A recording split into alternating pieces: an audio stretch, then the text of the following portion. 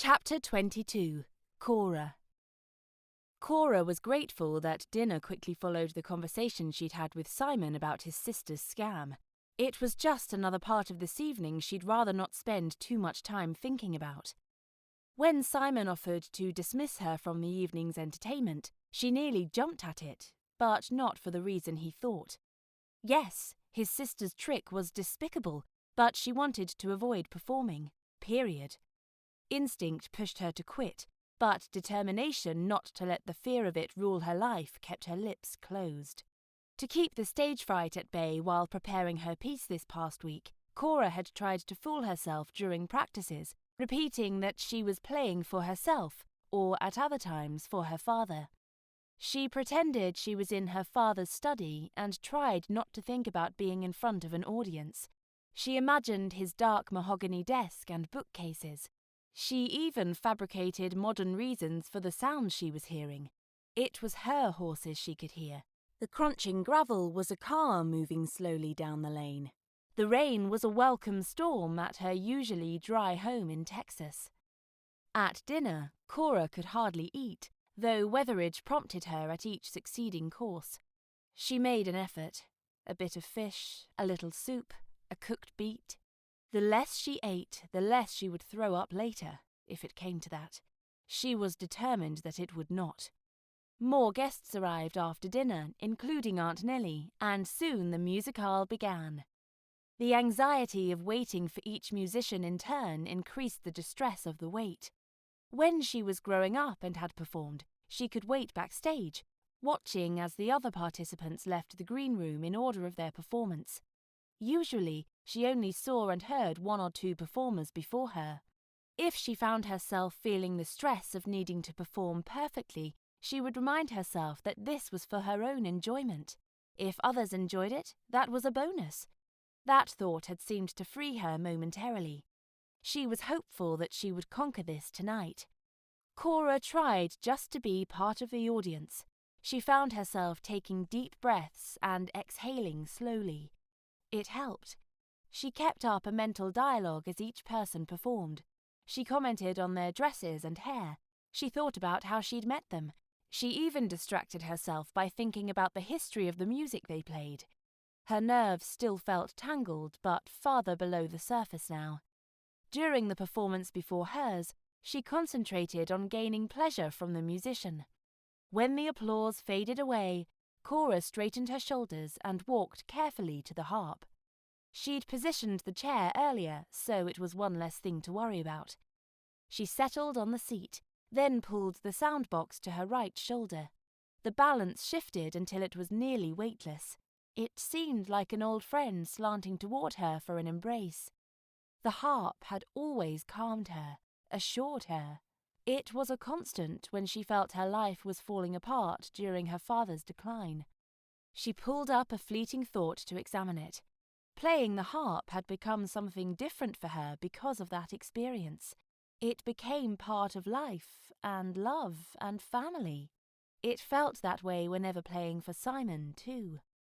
Her heart burned. Performing was no longer a critical judgment of herself. It was a gift she could give to each audience. Her knees braced lightly against the soundbox. Her right wrist leaned against the soundboard, and she raised her left elbow, positioning her fingers for the first notes. Cora closed her eyes. She imagined Simon sitting beside her. He might use a stick as they had with the piano, this time pressing it to the harp soundboard near her right arm. She imagined his chest against her back and the warmth of his leg running the length of hers. She could almost feel his slow, deep breaths calming her and smell the familiar scent of his soap. Tonight, she would imagine that she played a tribute to her father with Simon as the only audience. She had considered playing classical pieces, but eventually settled on a Metallica song that was as old as she was. It had been one of her dad's favourites, and the song she had played for him when he took his final breath. The lyrics rang through her mind with the notes, and her heart felt constricted and ready to burst at the same time. Her father had lived with passion. Truly nothing else mattered. Now and again, she tapped on the soundboard with her shoe, or with her ring for emphasis during the refrain of the haunting melody. Not typical for this time period, but this was more a song for her father than it was for this audience. The final notes repeated like rain softly falling, tinkling from the highest strings. Poignant, ethereal. As they faded, her awareness of her audience returned. Cora noted that both May and Lady Cottrell had tears in their eyes, as did Aunt Nellie. She nodded toward them, acknowledging the shared experience. She returned the harp to its upright position. James, May's brother, clapped enthusiastically, probably a Metallica fan. The music clung to her. She felt healed and whole. Simon, though he probably couldn't hear all the notes, looked on with love as his ardent applause joined with the others. She curtsied to the audience. Her gaze caught Simon's sisters and Lady Atkins before taking her seat. Varying expressions of disbelief and anger crossed their faces. Next, Lucy and her mother played a duet, then Simon's mother followed as the last performer of the evening. She stood near the piano, her bearing confident and regal, as her accompanist began walking up the centre aisle where she'd been sitting at the back of the room, the very back, by the door. Cora recognized the look on the young woman's face. Terror. The girl stopped walking midway up the room and began shaking her head. She wasn't going to make it. She put her hand to her stomach and then to her mouth and ran from the room. Cora hoped she would reach a private spot before completely losing her dinner. She would find her later to talk. Conversations murmured around the room, and Cora knew it was best if the show went on. With barely a thought, she stood and walked to the piano. She seated herself and settled the pages of the arrangement to her liking, then looked at the Dowager Duchess for a cue to begin. Simon's mother paused and stared at Cora, uncertainty marring her usual arrogance. Cora answered with one silent, swift nod, then hit the beginning notes of the introduction. The woman's voice was strong and moving as she sang Da Tempest. It was meant to be sung with power, and was. Her trilling high notes would have made Handel proud. Pitch perfect. When it ended, the audience thanked their hostess with zealous applause. Cora was surprised when Simon's mother waved the crowd to acknowledge Cora as well. She hoped there had been a sort of truce brokered between them. The guests and performers made their way to the refreshments and gathered in small groups for conversation. Cora retrieved a glass of punch and heard Simon's younger sister. "She saved the evening. It could have been an embarrassing end to the musicale otherwise." Simon's mother replied, "She played the song passably well." "The nerve!" Cora butted in, though she knew she shouldn't. Looking directly into the dowager's eyes, she said, "I've heard it said that Americans have no culture or refinement. Of course, that person was grotesquely misinformed." Before she turned to leave, she added, "You're welcome, and that was better than passable." As Cora turned away, her limbs shook with a little adrenaline left over from the tongue-lashing she'd just dealt. It was mixed with satisfaction as well. Lady Cottrell engaged Cora immediately in conversation, and Simon's family moved away. For the 2 days following the musicale, Cora visited the school as often as she could, for as long as she could. Simon accompanied her on the ride there, and spent a few minutes before he went on estate business that would last until evening.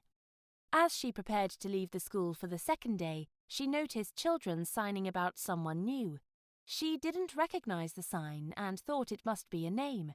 She had a suspicion, but questioned the students, signing "Who?" followed by the sign she'd seen. The letter C raised near their cheeks, followed by their pointer finger spiraling downward. The shy, black-haired girl pointed to Cora. "And who is this?" Cora signed Muscles. The girl signed Duke. She didn't recognize the other sign either, but it looked enough like swooning that she got the gist. The girls had made up nicknames for her and Simon and decided they were in love. Apparently, it was obvious to even children. The next day was the final event of the hunting party, the Hunt Ball. Cora wore a midnight blue ball gown. The brocade border along the bottom half of the silk skirt weighted the fabric enough so that when she walked or turned, the whole dress shimmered like ripples on water in the moonlight. She'd instructed the maid to pull her hair into masses of curls that began on the crown of her head and continued down the back, pinned with roses nestled in between. At the nape of her neck, the curls knotted in an elaborate bun, and a few loose tendrils of curls cascaded down her back to her waist. Fashion was a plus in favour of this century. She dressed like a princess often. Even better, Simon looked the part of a prince.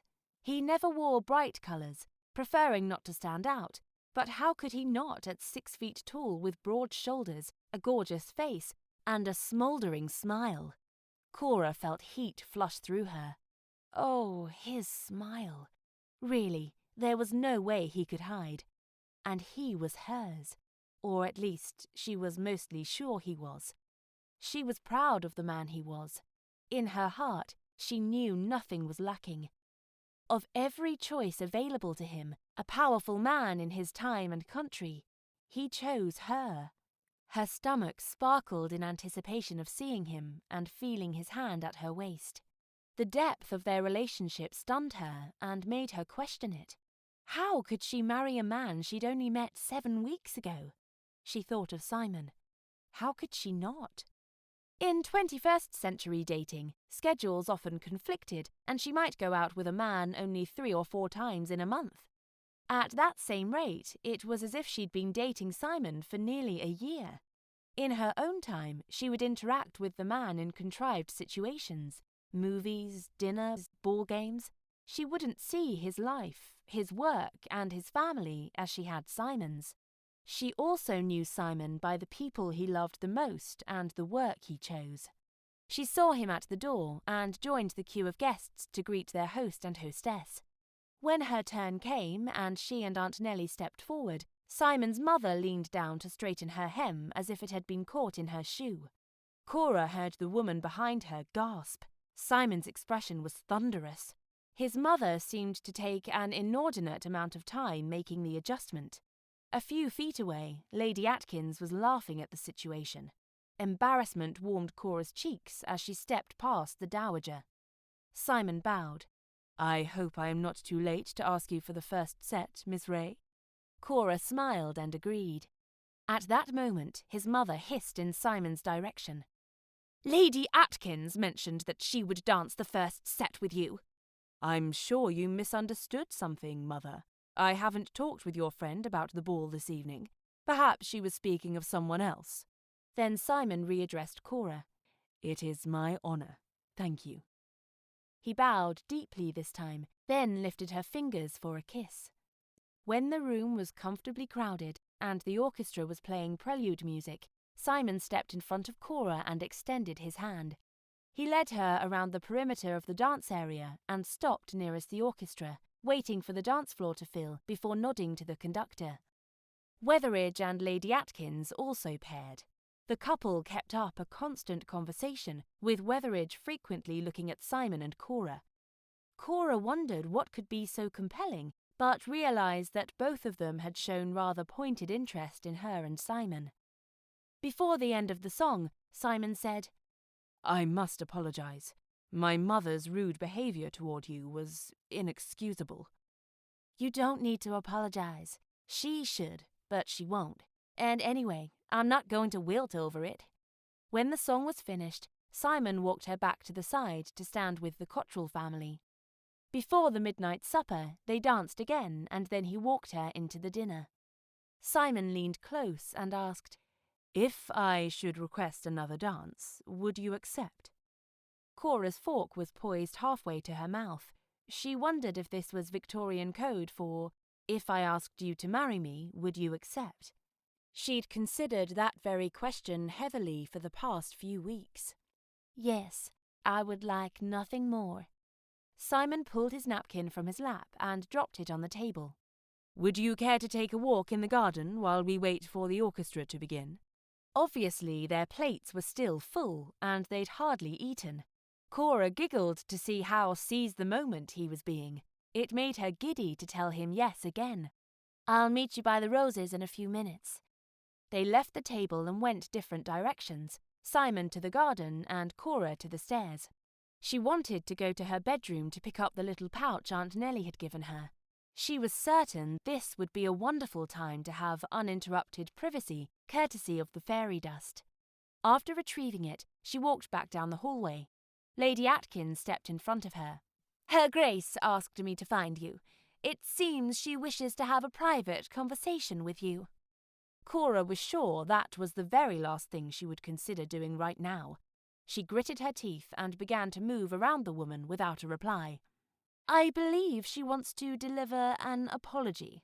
With a pang, Cora knew that if she were to marry Simon, she would want to get along with his family.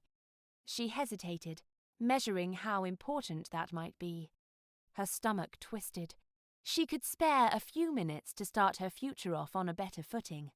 She followed Lady Atkins to an exterior door that led to the orangery.